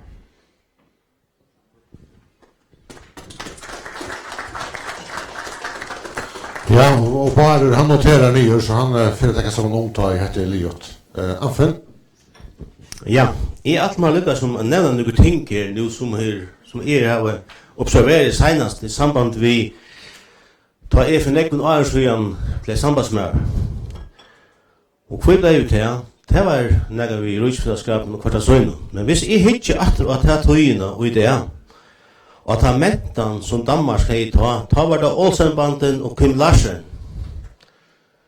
Og hvis vi nu hitja nyr i den fyrs i Danmark i det, nu begynner mentan den først og det som videre oppående vi og den danske her en skillen. Til sørst atrunar å komme inn i Danmark, Jolatræ til forbøye, Libestad i Barnagaren til forbøye, og enda det seneste til det at nu gjør det en kafé, hver du kommer inn, og damene sitter her, og mennene sitter her. Og jeg nevner det, til tog at jeg halte vi skulle eisen do og hitja fram etter, det stod vi har felags skjaldøyra, politi, domsvald og utenriksvald til å gjøre det. Men jeg tog jeg suttja at mentene som vi har her i Danmark, det kommer kollidere på et eller annet torsk fram i tog. Tog jeg eisen at vi eier do og hitja forboi, hva det andre land og mentene som vi kunne samståre vi, jeg snakker ikke løsning. Det er ikke det om, men jeg har alltid hatt en eka som vi har gjør seg alvorlig galdande, og vi skulle eisen do og samståre vi andre land. Hvis vi hitja svører til det, jeg vil si svører til det fri omfattelig, som det akkurat nå. Og hadde jeg kastet ut, tog jeg at vi skulle eisen hitja fram etter, og då samstarrar vi andre land, og jeg kan uimynda meg at vi kunne komme hava meir fredags ved andre land, og imiskun øyken enn vi hava vi i Danmark lød. Hatt det så tjekk som jeg halde ut eier eisne at ta opp og hava en meining om.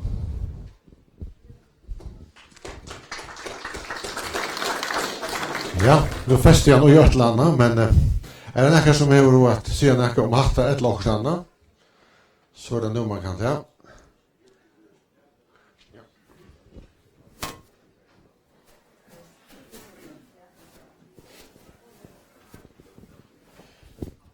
Ja, det er jo ikke noe vi tar at året mentona politikk. Det er ganske nærkere som ligger i korsen, og vi ser at man vil skjønnliggjøre strategien av sambandsfløkken. Og et annet som man kunne også men jeg vet ikke om det blir til at gjerne gavita, det er Paul Mikkelsen at jeg vil takke utlendingelovene. Vi har personlig avværende møte, selv om jeg røkte ikke vi han lortet etter meg her, men utlendingeloven en lov som alla ringast at omsida, og det har vi ikke bare fremme selv, men det har vi arbeidet ved utlendingeloven i 30 år, men også fra Akarvalden. Det er ikke lov som mer innviklet enn utlendingeloven, og her arbeider man også med togene til folk som man vi røtten vil det stoppe av hvis man ikke slipper av til det å være for langt i landen. De eneste politikerne som vi har hørt og klare åren og avvære med å uttake utlendingeloven til årsstyret her nu det.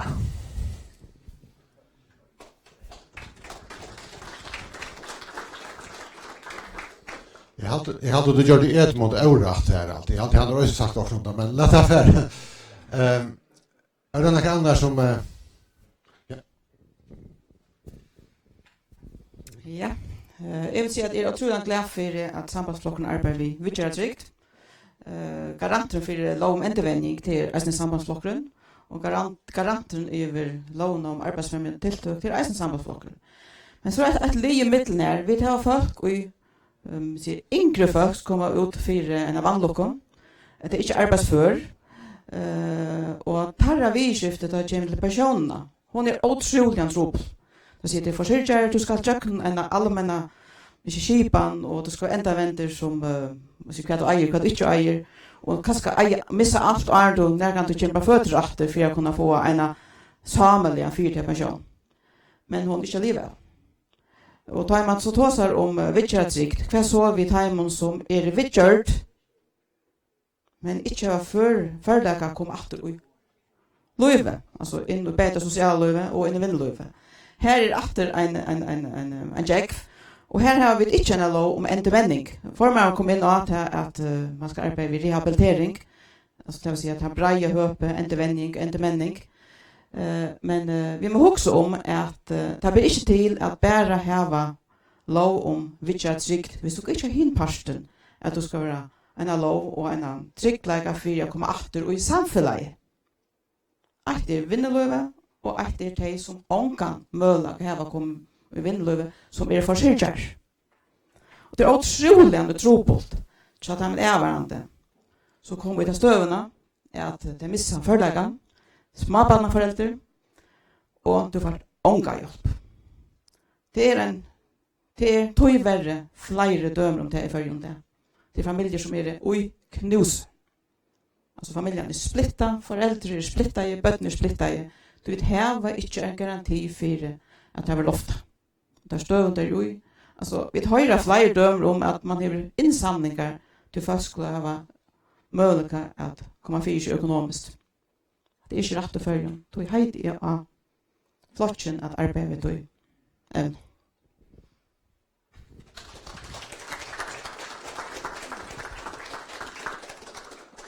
Ja, takk for det. Det er nok første ferien at jeg tar jo året av en sambandsfonte. Og jeg har vi hod til at ta atter i det er en av veldømme som følger i blivnar.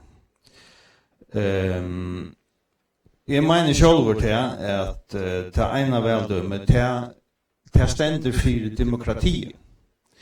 Tog at og i førende det her var vi mulig å velge tann som vi vilja, lukka mykje kvean i landet vi kommande fra.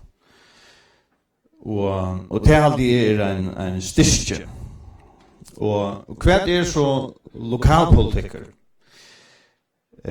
Lokalpolitiker et munarmening kommunalpolitiker. Og i kommunen under førende det henter utrolig nekv.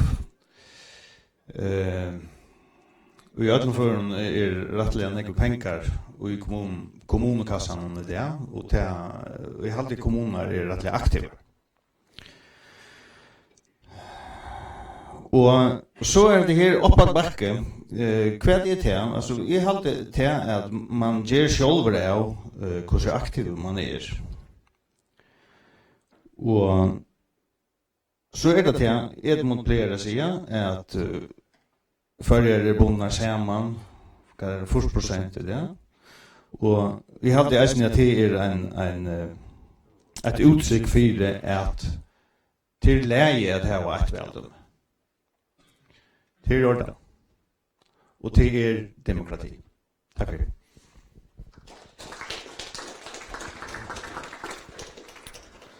Ja. Vi får kjøtta rundt det av, så det skal være kjøtt hvis det skal være at du bare skal takke sammen om. Skal du være?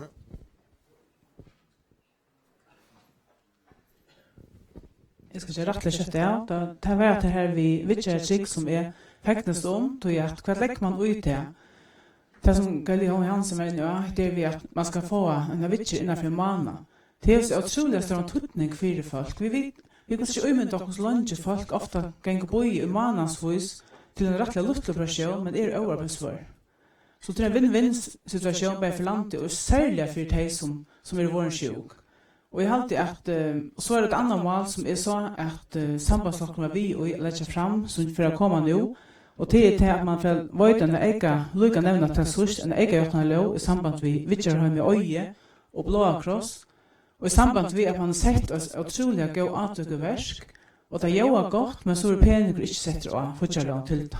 Og da nytter ikke starter noe opp som kan være 4 måneder, og så dette er 4 til fortsatt ikke tøk. Så jeg vanlig også det sambandslokkeren ganske største rei, at man fyller ikke opp på noe gå avtøk, alvorlig avtøk til nekkar familjer, hva du setter penger av, du byrjar det, kanskje godsmanna, det ganger 4 måneder, men det krever nekkar til året etter. Hvis man ikke gjør det, så er det nesten verre enn ånd. Så det er vanlig for en gode undertøk, og det er fekning av sambandslokker, vi er enig åpen for sluk og mal. Det er bare lukk av vimersing. Takk for det.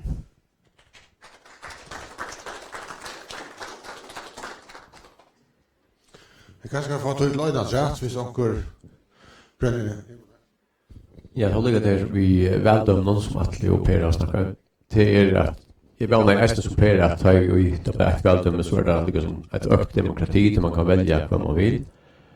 Men det vises i praksis hvorfor det er at det er omgående meira, man kan omgående bli lettere valgtro på at vi er øyne lokaler enn just i det. Og jeg har ikke kommet særlig greit fram til det er borgerstyrdømme som utan att skamma sig att det är några tog tar ju i löktingen som borgartöver så vill det tjäna till oss som mer valter i pasta och inte mer än det. Jag vet inte om man ska säga man ska banna till möjligheten när man ska bära över borgartöver och i tingsnån. Men jag har alltid tyckt för att öjliga nya bröden det kunna se att det är så alltid innanför lökting men det är bara här för att tjäna här som det kommer från.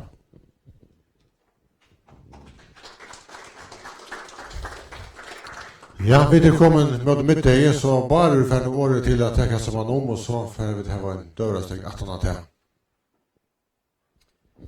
Ja, takk. Jeg sier jo i talen at vi skulle halda år og halda det her vi lover, så vi må også halda tøyene her. Klokkan er 2 minutter i tal, så jeg skal røyne ikke kjøtt av. Hvis jeg skal teka, nå er onker rettelig spesifikker, altså Jan Dahl nevnt med landet her, jeg vet kanskje at det er litt kjønnelig, og det kan vara troligt att komma fram med att vi som boskap så vidare. Men tror inte vi om att ta truste som ligger av samgången och har varit faktiskt förhållsvis lite högast det har varit osamt från det i 8 om ta mesta. Men det pressen begynner att komma nu. Nu begynner lyckas som röringar komma ut igen nu. Hur det inte så långt och nu ligger all 5 smål i tingen och avgröt 45 ligger långt i nämnd och ligger allt för långt. Og 45 nudge av vei a komme i nevnt, det er litt at første vik, og neste vik og Ervik. Så det er ikke i oss at truste økjes av samgången eller tøyner, og det vil si at det vil si at vi vil holde og kritikk av samgången for nok øyne økjes av kommande dagene av det samme. Og onker andre var inne i øyne vi elorsk økjene. Her det så løsner at sambandslokken har ånka atlan om at kan man si at gjøre nøkken ilt og petta nekka sundur, men vi mener bare til at menningen og orsk og øknen har vært alt for løytel, og ikke fyrir en ånk privat og gippa og sin rundur kom og sindri av sprelli ui, fyrir nu det kvart 15 år siden, ta en løyga som hendt jo et eller annet mentalt brøyding, og i munar er kappingszon, altså liberalisme nekka som skapar for folk å hugsa nøyt, for folk att menna sig, för folk att kappast om att vara bäst. Och det ger man inte vi har monopoler. Här är det att i färtan att vi har allt för nek, jag kallar det allmänna gering i förska samfunnet, till allt för nek virksamma som ett myndigt och lite privat hånden, som i det ligger i allmänna hånden. Det halter vi det flest och suttja på en väg, så det är inte ett landsland i förrjun till vinneliga landsland. Så det nästan inte en den öjnaste vinna i förrjun. Här det allmänna inte är en aktiv löjkare. Det är en kappingar nej mot privata vinnen. Och det är alltid i skoft. Så tar vi det unga det gör en kapping. Så det allmänna hevet han 4 månader. Beida det kommer till futtigar möjligar. Och snär kan man säga appen för att allmänna för heisen är unga så stor som kjøtt privata. Det privata kan det ikke standa så fettelda, men det allmänna kan standa høyast her ikke klaras. Så her mener jeg bare til at vi røyner vi her som vi elorskøysen, her røyner vi til å skapa en dynamikk som kan gjøre til at vi nå av målen om å være 100% grøn i 2030. Jeg vet det er bare 12 år til trobult, men hvis det skal hente, og hvis det skal hente kjøtt og skal hente noe alvorlig, så må vi skapa møvleikene för en kapping och det så vill jag ju upp till det uppskott någon till inte ett uppskott till ett uppskott samtidigt det har vi höjt av landstyr om att lösa men vill jag ju upp till att man delar sontor och en nätpars och en framlöslepars det vill säga att vi räcker lika som det är det vi tar med tänken och så en sörline så vi mäter för att kappingen från en öron ska kunna komma in och jampjos fötter vid han som annars sitter framlöslen och näten det må vara en annan som sitter och tar outrum hver vinner og et eventuelt tilbå. Og i det det så er en black box, du gjør tilbå inn til seg, og ser bjør kjølt. Og han som så vinner, ja, men det som oftast er det helt at for en versev, fyser seg hver jeg for. Så det er enda mal viktig, det er simpelthen å liberalisere elorsk og økjen, så vi får en kapping og nøyhoksan og menning inni i tog økjen som heter elorska, men det skal sjølvan ikke gjengå til kvalitet og veitingartikt og så gjør. For nu skal jeg teka mer generelt, det er øyla nek gjørs på subvensjonen, og vi tar øyne gjørs øyla nek på subvensjonen sjølve i flottsjonen, tog jeg vi mener at det er en skøy løyma for innan, at jeg har sagt fra det og ja, som Atle Rasmussen er så inne, ja, vi kommer her av trobeleggere, nu skal jeg ikke bruke året i halvføre, som onker hos ilte, at det er det ene som snakker om halvføre til pensjonen, det er vi så ut nesten rett også, men det er vi kommer her av avbjørnger, og i fremtøyene, vi til at vi, til å si, selv som stand her, ta nå en blir pensjonister, ta kommer vi til å være så nekke pensjonister at samfunnet har kanskje trobeleggere og gjald og til pensjoner som det var i det, og tog vi begynt å sperre opp. Altså vi, at han generationen som er arbeidsføren aldri nu, hever en månad større oppsparing enn de som er pensjonister i det. Og ankers vekna ver det såleis fremtøyne, at det vil møtrakna så eller så, det er det partus i det.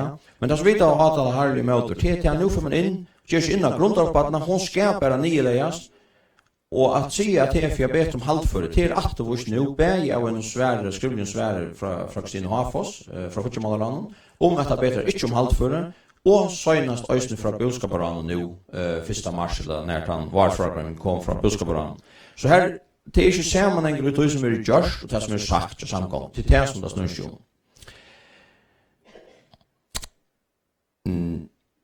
Vi har alltid hatt det i ståren høyla til om pensjonen her, vi har alltid ikke glemt nek her, og så er det onker andre kommuner vi mentorna månen med Färjar och Danmark. Ja och nej. Alltså självande ja till att i London och Danmark har finns kan man säga nekva nutja mentan i IVC av runt av ja vi öppen vill säga för mentan och som land begynner nu att stramma upp till det sådär där gånger inte den rätta vägen. Det är så så och här må vi bara vara på värld i Färjor.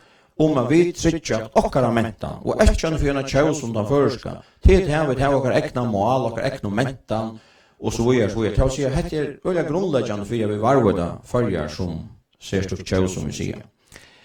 Så det er alltid, det er ikke ivast i at vi, alle tøyne røyne halda fast vid de virene som vi hava, de føreska særlige virene som vi hava, og det er stendig sammenstokken fullt og helt innfyr. Da det kommer til utlendingalåna, så halte jeg at sambandslokken har vært garanten for at hun ikke er ivetidgen. Tog jeg vi suttje at hun er en tro på lovgava at ivetekka.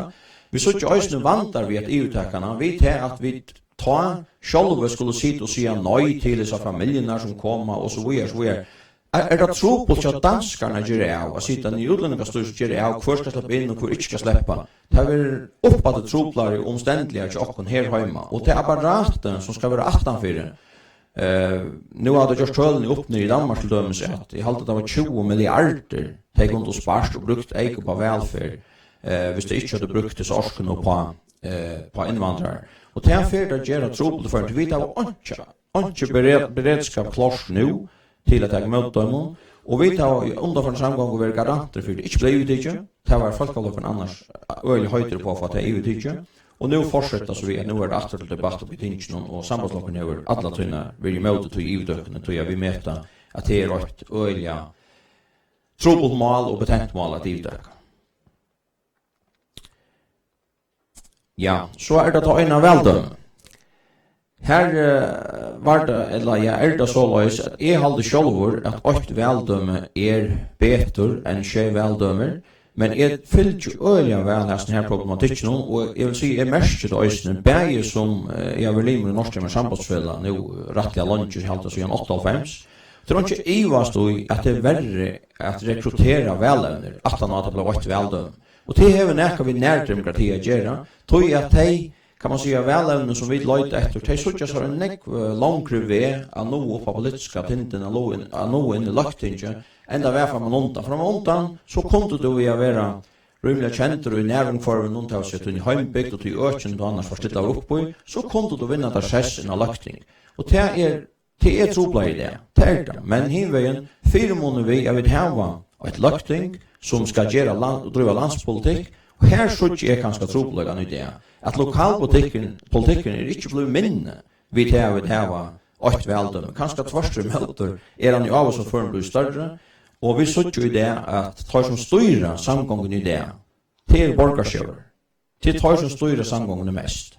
Så til han ikke ivastøy til er avbjørn av de øyne veldømmene, men jeg hadde ikke at tøyen er byggfunn er brøyta til alt for det skje veldømme nå, til jeg mener det skal stande sånn rønt, og vi som er valgt av løgting, skulle i høveshøyden driva landspolitikk, og kommuner som er rettelig sterskere i røntene, der skulle driva den lokalpolitikken, og nå er det også finnes eldre og ikke ut og så gjør, jeg vil si at de har mer, kan man si, aper nå enn de har haft fra undan, og vi i løgtingen er framholdende at driva landspolitikk til fremme for alt landet, til alle borgere i landet, og ikke bare avvis lokaler.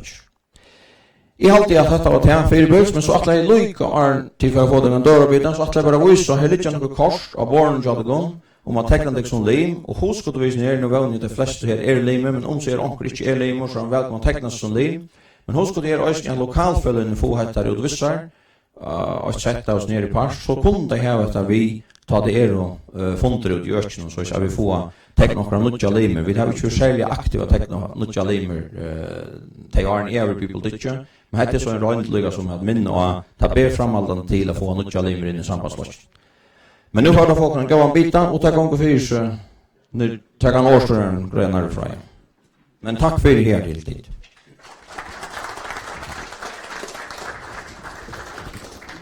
Ja, vi får ner av nya så hatt. Vedhattarna, det här vi får äta. Och skrägen blir atterklan 20 minuter ivor 8, men vi får be fast med röna ver här uppe klockan 8. Så vi får börja stundsliga.